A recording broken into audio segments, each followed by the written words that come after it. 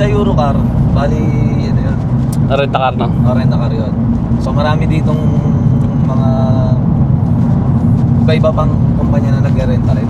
Hindi lang Eurocar, marami, sobrang dami. Tapos, yun lang yung nakita kong cheap, yung Eurocar.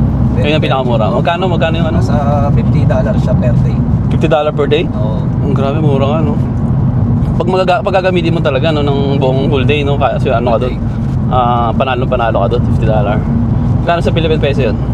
50, parang ako 2,000. 2,000 isang araw. 2,000. Pwede na, no? Pwede na sa atin, ganoon din halos eh. Di ba? Oo. Tapos maganda pa yung sasakyan, may mga hybrid sila, may mga talagang ano, mga latest model yung papagamit sa'yo. Tapos, yun, pwede mo siyang drive din guys. As long as huwag mo nang ibabangga siya. Alam niya naman yung condition ng rent na car eh. Yun lang guys, yun nga, rent-a-car lang muna to si Mix. Kasi Kaya ano papakita namin sa inyo yung rent-a-car na pupuntahan namin. Pupunta tayo ngayon Napakaganda doon.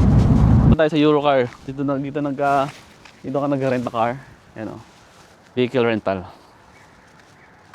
Yan to, kumukuha siya ng sasakyan ngayon dito. Yung nga sabi niya, 300 per week. Yan, iba-iba. May mga hybrid. Wala nga lang electric. Wala electric dito.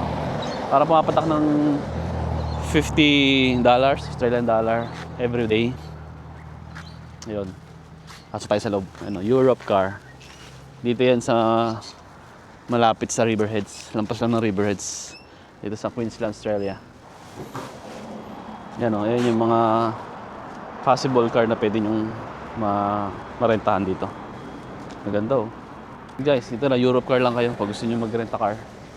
Sa mga Pinoy na wala pang sasakyan, pagdating dito, pwede na kayo mag-rent a car dito. Ayun na, license lang, tsaka passport ang pwede yung papakita nyong documents.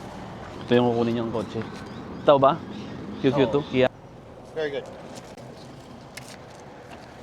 Una na ako. Yes. Salamat God bless. Okay. See you. Okay guys, gamit natin yung kotse ngayon ni Nico. Pinag-drive natin siya dito sa rental car dahil hindi siya pwedeng mag-drive ng manual ngayon dahil yung lisensya niya naka-automatic lang. Kailangan pa niya mag-apply ulit ng learners as a manual driver. Okay guys, thank you for watching. Yun lang muna for today's video.